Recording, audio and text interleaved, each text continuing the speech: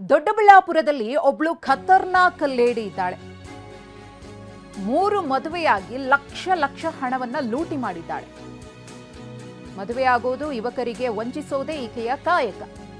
ದೊಡ್ಡಬಳ್ಳಾಪುರ ತಾಲೂಕಿನ ಅಣಬೆ ಗ್ರಾಮದ ಸುಧಾರಾಣಿ ಸದ್ಯಕ್ಕೆ ಪೊಲೀಸ್ ಠಾಣೆ ಮೆಟ್ಟಿಲೇರಿದ್ದಾರೆ ಇಬ್ಬರು ಗಂಡಂದಿರು. ಮೊದಲ ಗಂಡ ವೀರೇಗೌಡ, ಎರಡನೇ ಗಂಡ ಅನಂತಮೂರ್ತಿ ಈಕೆಯ ವಿರುದ್ಧ ದೂರು ಕೊಟ್ಟಿದ್ದಾರೆ. ಮೊದಲು ಪ್ರೀತಿಸಿ ವೀರೇಗೌಡನನ್ನ ಸುಧಾರಾಣಿ ಮದುವೆಯಾಗಿದ್ಲು. ಮದುವೆಯಾಗಿ 2 ಮಕ್ಕಳಾದ್ಮೇಲೆ ಗಂಡ ಮಕ್ಕಳನ್ನ ಬಿಟ್ಲು ಅನ್ನೋ ಆರೋಪ ಇದೆ. ವೀರೇಗೌಡನಿಗೆ ಕಾರ್ ಓಡ್ಸೋಕ್ ಬರಲ್ಲ, ಬುಲೆಟ್ ಓಡ್ಸೋಕ್ ಬರಲ್ಲ ಅಂತ ಹೇಳಿ ಬಿಟ್ಟು ಹೋಗಿದ್ಲಂತೆ. ಮಹಿಳೆಯ ವಿರುದ್ಧ ಮೊದಲ ಗಂಡನ ದೂರಿದು.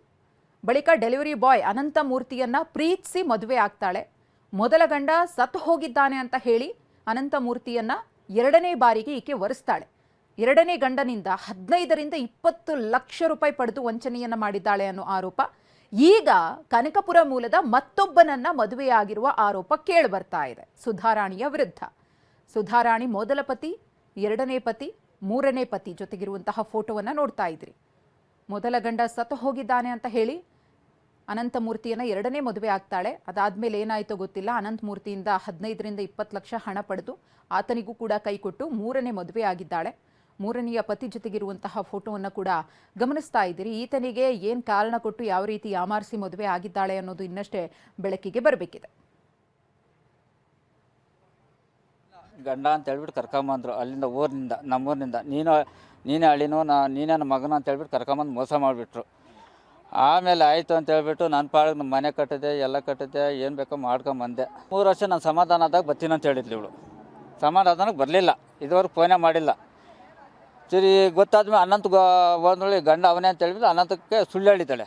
ಏನಂತ, ಗಂಡ ಸತ್ತೋಗ್ಬಿಟ್ಟವನೇ, ಹಿಂಗೆ ಆಗೋಗ್ಬಿಟ್ಟಿದೆ. ಇಷ್ಟು ಮಾಹಿತಿ ಗೊತ್ತು ನನಗೆ. ಮಕ್ಕಳಿರೋದು ಮಕ್ಕಳಿಲ್ಲ ಅಂತ ಹೇಳ್ಕೊಂಡವಳು ಅವಳು. ದತ್ತಕ್ಕೆ ತಗೊಂಡವಳು ಅಂತ ಹೇಳ್ತಾವಳೆ ಅವಳು. ಇಬ್ಬರು ಮಕ್ಕಳು ಸರ್, 1 ಹೆಣ್ಣು ಮಗು 1 ಗಂಡು ಮಗು. ಎಷ್ಟು ವರ್ಷ ಆಯಿತು ಸರ್? 12 ವರ್ಷ ಆಯ್ತು ಈಗ. ಈಗ ಜಸ್ಟ್ 27ಕ್ಕೆ 12 ವರ್ಷ ಆಯಿತು. ಹುಡುಗನಿಂದ ಕಾಂಟ್ಯಾಕ್ಟ್ ಆಯಿತು ದೇವನಹಳ್ಳಿಯಲ್ಲಿ.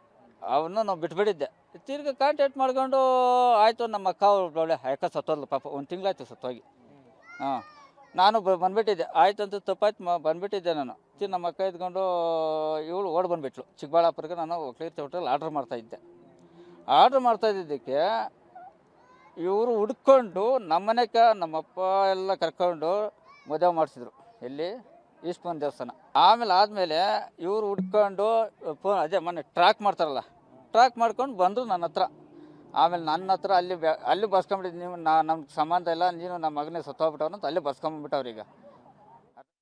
ಅವರು ಫಸ್ಟು ನನಗೆ ಅಷ್ಟೊಂದು ಪರಿಚಯ ಇರಲಿಲ್ಲ. ಆಮೇಲೆ ಹೋಗ್ತಾ ಪರಿಚಯ ಆಯಿತು. ಈ ಥರ ನನಗೆ ಹಸ್ಬೆಂಡ್ ತೀರೋಗಿದ್ದಾರೆ ಅಂತ ಸುಳ್ಳು ಹೇಳಿದ್ದಾರೆ. ನಾನು ಅದನ್ನೇ ನಂಬ್ಕೊಂಡು ಸಿಂಪತಿ ಮೇಲೆ ಇಬ್ರಿಗೊಬ್ಬರು ಇಷ್ಟಪಟ್ಕೊಂಡು ನಾವು ಮದುವೆ ಆದ್ವಿ. ನಂತರ ಅವ್ರ ಮನೆಯಲ್ಲಿ ವಿಚಾರ ಗೊತ್ತಾಯಿತು, ನಮ್ಮ ಮನೆಯಲ್ಲೂ ಗೊತ್ತಾಯಿತು. ಆಮೇಲೆ ನನ್ನ ತಾಯಿನ ಒಪ್ಪಿಸ್ಬಿಟ್ಟು ನಾನು ನಮ್ಮ ಮನೇಲಿ ಆಗಾಗ ಕರ್ಕೊಂಡು ಬರ್ತಾಯಿದ್ದೆ. ಅವರು ಬರ್ತಾಯಿದ್ರು. ನಮ್ಮ ಮನೇಲಿ ನನ್ನ ಖುಷಿನೇ ಅವ್ರ ಖುಷಿ ಅಂದ್ಬಿಟ್ಟು ನಮ್ಮ ತಾಯಿನೂ ಇದ್ದರು.